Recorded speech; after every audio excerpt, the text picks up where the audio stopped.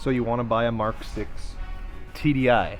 Today I'm going to teach you about it a little bit and show you why the Mark 6 TDI is probably one of the greatest vehicles I've ever owned, aside from some misfortune. What is up, ladies and gentlemen? My name is Ty. This is my 2011 Mark 6 TDI that has a bunch of work done to it.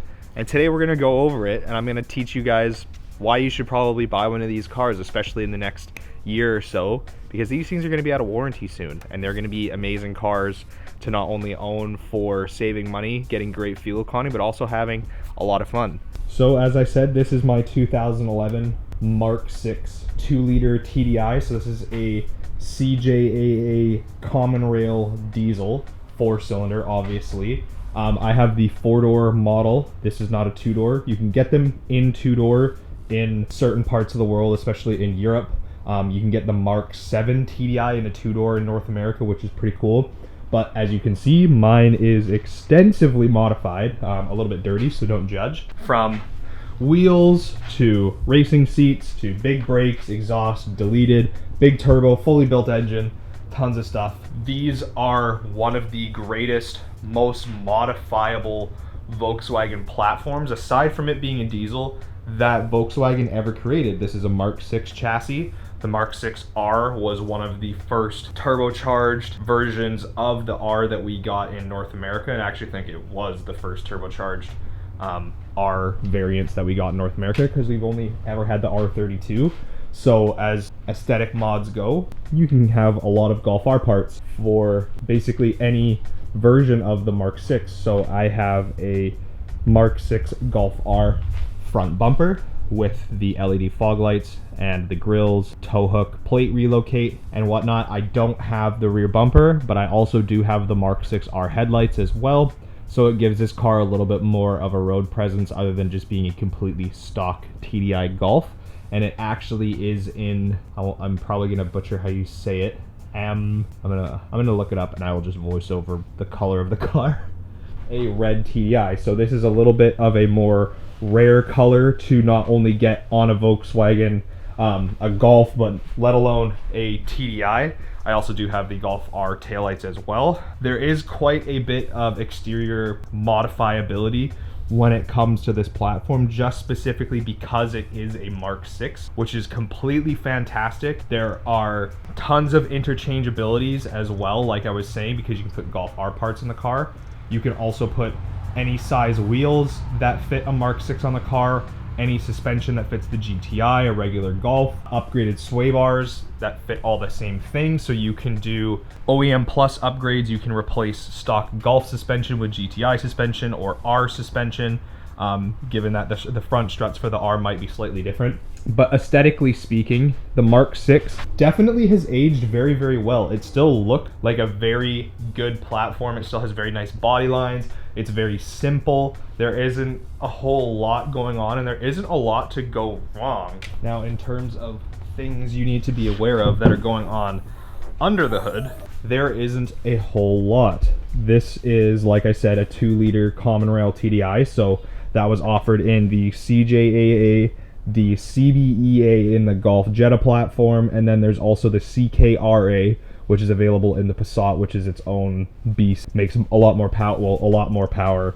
than the 2-liter CJAA or CBEA that came in the Mark 5/Mark 6/Mark 7 platform for the 2-liter common rails. The greatest thing about this entire platform right now going forward is the fact that these are all coming out of warranty very, very soon. So this is going to be a really great time to buy any Volkswagen that had this engine in it, because you're going to have a lot of people that were very, very savvy on the aspect of having their vehicle not only completing all maintenance, scheduled maintenance at a Volkswagen dealer under warranty, but also all repairs done under warranty, the emissions updates and that kind of thing. But for a lot of you that are probably watching this video, you're probably going to go ahead and do a little modification called deleting your vehicle, which is for off-road use only, which this vehicle has. I am in Canada, so I don't have any of that stuff to worry about. We're not really going to get into that, and if you know what I'm talking about, you know what I'm talking about, and if you don't, then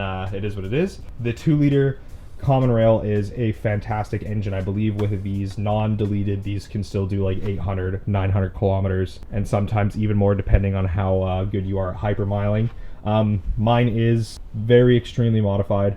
Intake, intercooler, radiator, charge piping, CP3, injectors, big turbo, downpipe, catch. Everything has been done to this engine. It's got rods, pistons, fully built bottom end. Like, this is not a stock TDI by any means at this point going forward. The only downside to what I have going on here is a build such as this compared to a gasoline engine in any Volkswagen is significantly more expensive. The engine, just aside from the intake and the radiator on this build, is probably just right here about $10,000 Canadian. That's turbo, built bottom end, downpipe, injectors, CP3, all that good stuff. Very, very expensive to not make really a lot of horsepower. This car, before it had a fully built engine with just injectors and a turbo, was making 235, 240 wheel horsepower and 380 wheel torque. And that, yes, that is at the tire. These from the factory, I think they make 140 horsepower and like 260 foot-pounds, and these can make a lot with just tune updates. I believe a stage 2 with a downpipe will make like 80 wheel torque and like almost 200 horsepower, like 190 or 180 or something like that. So they are very modifiably happy motors. They're super, super reliable unless you start throwing large turbos at them and making 50 pounds of boost, because that's exactly what happened to me. I have a 2872 by Darkside Developments on my car, fully custom tuned, and at one track day running 50 psi on a completely stock bottom end, and we're pretty sure, we haven't torn apart the other motor, but we're very sure that one of the bearings or one of the rods is bent in the bottom of the engine. And that's just because 50 pounds of boost for a long period of time, track abuse, isn't something that these cars are meant to handle from the factory. But if you take care of them and regular maintenance is done, timing belt is changed, water pump and that kind of thing, you're never really going to have any problems with these engines. They're amazing. So now we're going to talk interior stuff with the TDI. As you can tell, if you've looked into Mark 6s before, you know right off the bat that this interior is not stock either. A lot of, like I said, the things on my car are not stock. That goes for the interior as well. So number one, my steering wheel isn't stock, this boost gauge isn't stock, and my head unit isn't stock. The stock Golf TDI steering wheel, depending on if you are a Highline or a Trend line, I think is the lower one, you're gonna get a pretty basic steering wheel. You'll probably get steering wheel controls, but you won't get the perforated GTI or GTD, as you can see, GTD style steering wheel that I have here. You also, another thing with the DSG cars compared to a GTI is you actually don't get paddle shifters, which is understandable for the TDI because you don't really need it. They were sold more so as an economy car in North America. We didn't actually get a GTD model. My car just has GTD themed stuff, as I'm pretty sure my car makes a lot more power than a GTD at this point. One of the cool things with the steering wheel is you can actually go out, and if you have, I believe you have to have a Highline with the upgraded cluster, you can actually go and get a GTI steering wheel with paddle shifters if you are a DSG car. Put that steering wheel on here and you can actually program in to have paddle shifters, which is something that I've considered doing for a really long time because I do drive this car in manual mode quite a bit. This is a DSG, so I won't go into that whole debate. So that would just be something cool to have. They don't come with them from the factory, but having steering wheel controls and that kind of thing that's all functional is pretty awesome. This car, since it is a Highline, does have Bluetooth to the cluster to manage phone book, contacts, that kind of thing in the cluster, and then that linked directly to the head unit that used to be in here. It was the full-size touchscreen unit that Volkswagen released that didn't have Apple CarPlay. I have since upgraded to the RNS 330 or 350 or something like that. This one does have CarPlay, and that's a direct plug and play unit that you can get off eBay for like 250, 300 bucks. That is a very, very important upgrade to do because it modernizes the whole car and just makes really, really easy and enjoyable to use, makes it feel a little bit more modern. Climate control is not as nice as it is in the Golf R or the newer Mark 6 GTIs, it's very standard. Climate control just has your knobs, doesn't have dual zone climate control, it's just linked, which isn't really entirely necessary because dual zone climate control in such a small car doesn't really affect too much to begin with. Standard switch, no Euro switch here. It does have the low beam and fog lights, which for myself are both programmed to my Golf R bumper and whatnot. And then it does still have the beautiful Espanol off, or traction control off button. Don't have to go into the menus like the Mark 7 and 7.5 platform to turn off the traction control. So that is awesome. I love just having a button to be able to do a little bit of a burnout if I really want to. But yeah, and then it has obviously the up top controls with your super sick dope sunglass holder, as well as just a Bluetooth button and a microphone mute and answer and hang up call, which I don't understand why any of that is actually up there when you can literally just do all of it through the menu on the steering wheels, which is kind of very weird for Volkswagen to do. That's pretty much about it for things that you can do up front in the car. I do have Barco QRTR racing seats with white or gray harnesses and a roll bar, and then I have the plaid GTI rear seats. Those aren't factory at all. I don't believe the TDIs even had an option to come with plaid interior, so those are aftermarket. I think they just came with standard cloth or leather seats, which I don't have either of anymore, and I've swapped those out. Then again, like I was saying with all of the Golf R parts that my car has, you can just swap directly to GTI parts if you want. So GTI seats, GTI door cards, GTI shifter knob, which was another thing that I considered doing, and GTI steering wheel if you really want, and it's all plug and play and can just be very easily programmed. And then yeah, I have a 60 PSI digital AEM boost gauge because my car is capable, well, my turbo is capable of making 50 PSI. That's it for the interior pretty much. So we'll jump back outside the car and we'll talk about a couple of other cool things that the TDI can do. So as far as other things that the TDI has compared to obviously the GTI counterparts or other Mark 5 TDI platforms and whatnot, isn't really a whole heck of a lot. So my Mark 6 is not of the early enough or new enough to have AdBlue. So this is just a nice little stinky diesel that doesn't have any DEF at all. I don't believe the Mark 7 even has DEF for the 2-liter. I'm pretty sure the Passats do.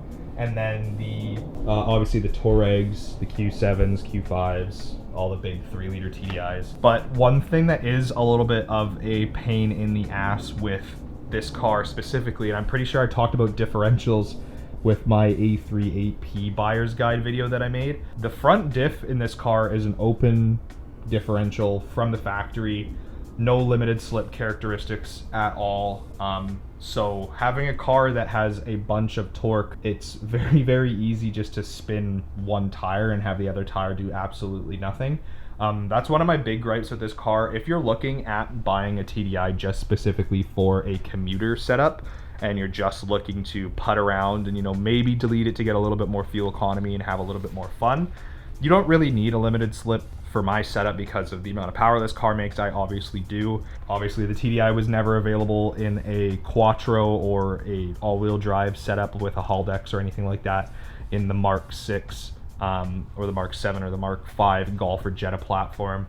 Pretty sure the Passat also wasn't available in North America in all-wheel drive TDI.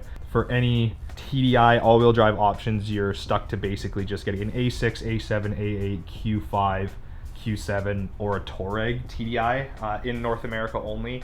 I'm not sure what weird variants they have over in Europe, but that's basically just kind of what we're stuck to. I do also have a fully custom-built stainless steel exhaust for my car, so I don't know if you'll be able to see it. It doesn't follow the traditional exhaust routing. That's just for exhaust flow purposes, so that you know, it's not doing a whole bunch of unnecessary bends. My car can't really be lowered too much more, specifically because it does go under the control arm, so we might actually change that in the near future. But I am on Enkei RPF1s, Toyo Proxy R1R tires, for those of you that are probably wondering in the video, because I've been showing a side profile for a super long time.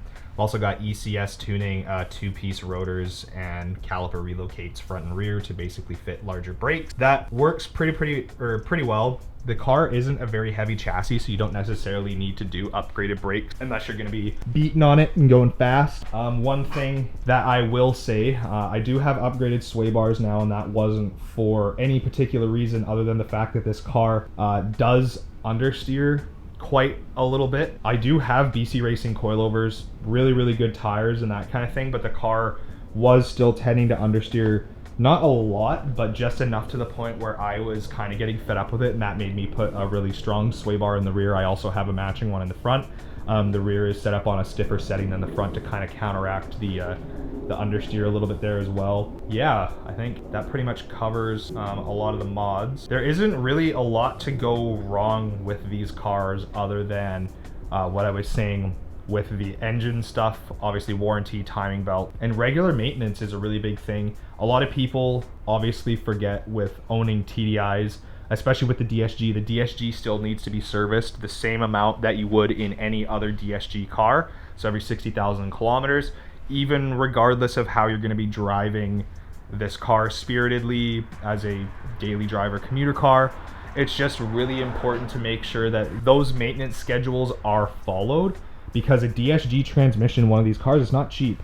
Neither is a clutch pack, neither is a mechatronics unit. These cars, I believe some of them did have a mechatronics unit recall, so if you are looking to buy a car, you can pretty much just take the VIN and call up your Volkswagen dealer and see if you have a recall or anything like that. It's all pretty much covered the same way that like the Takata airbag situation is, for any of you that know anything about that. But other than that, I don't really have any gripes with this platform, anything weird that really sticks out to me at all. Everything is good. I wouldn't say everything in this platform is fantastic, as I've owned Audis and tons of other cars as well.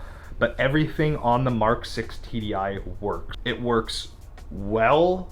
It doesn't work fantastic, but you can also set these cars up, like I said, to have tons of fun. If you were gonna do that, I will obviously cover another video of maybe like top 3 or top 5 mods that I've done or would do to this car. And actually, one thing I really do want to quickly talk to you guys about in terms of maintenance related things. If you are planning to get a Mark 6 TDI or a Mark 7 specifically that has the common rail 2-liter in it, there is a very easy way when you're going to look at these cars to check basically how healthy that engine is. And you know, you could look at somebody's car and they could have very extremely low kilometers or miles or wherever you're coming from, really good maintenance history, timing belt's been done, very well taken care of, like everything replaced under warranty kind of thing.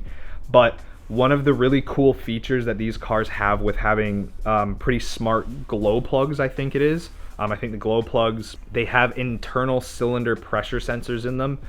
So there is a measuring block you can use with OBD11, so that little OBD scanner that you can get that works really well with Volkswagens that a lot of people know about, or with VCDS. You can use a certain measuring block, and I'll upload that here because I'll have to go and look that up. I can't really remember it off the top of my head. There is an internal cylinder pressure deviation percentage, and then also it'll tell you what the actual cylinder pressure is during the combustion cycle, and based off of what the factory specification numbers are, and I'll link all this stuff, or I'll upload it all here in the video. You can tell basically how healthy an engine is in a TDI just based off of cylinder pressure, which is really important, not only for gas cars, but because diesels are obviously compression ignition, even more important on a diesel car. And that's a really good way to tell how these cars are running. You can also check the fuel rail pressure sensor readings as well to check and see if there's been any damage to the fuel system, because one of the big items that really go wrong on these cars are the stock CP4 fuel pump. And as I mentioned at the beginning of the video, I have a CP3. That's because a lot of people do the upgrade to the CP3 pump. It's a lot more reliable. It's better for high boost, big turbo applications because, like I said, the CP4 is very prone to failing. And if a CP4 fails, you're basically writing off your entire fuel system on this car. So that's fuel pump, fuel filter, fuel lines, fuel injectors. I'm pretty sure most of the time they have to drop the fuel tank too, drain out the fuel tank because of the return, obviously pulling metal shavings and whatnot back into the fuel tank. So that's another big one as well. And then there's always like little maintenance things. Like I know these are pretty prone to killing O2 sensors and EGT sensors sometimes as well. But that's pretty much, I think that's pretty much it for maintenance stuff for these guys. With the TDI as well, a lot of people in the higher performance applications of the diesels, and I haven't done the testing for myself yet, and I probably will at some point when I get this car back on a dyno with the built engine. You can just run regular diesel. You don't need to run like the Shell V-Power or whatever crap. It doesn't really make too big of a difference. It does just have a higher cetane rating, and some people, if they really care that much, can use additives, like just diesel fuel additives, basically like an octane booster. But I don't really find any reason to ever run any of that. But yeah, so that is my Mark 6 TDI pretty much. If you guys have any questions about any certain components or want to know anything in my almost full year of ownership of this TDI that I would recommend in terms of like maintenance stuff or upgrades or that kind of thing, shoot me a message down in the comments, or even message me on Instagram. I know a lot of you guys have been messaging me on Instagram asking me questions, and I'm more than happy to help you guys out wherever I can. But there it is, folks. That's my 2011 Mark 6 TDI. I hope this can help you make some decisions in terms of getting your hands on one of these cars. Like I said, one of the greatest platforms I've ever owned, being able to just enjoy modifying a platform and have everything kind of work as Lego in terms of like exterior, interior, suspension. Not so much the diesel stuff, but really great platform to own. Anyways, guys, peace out. I'll see you in the next video.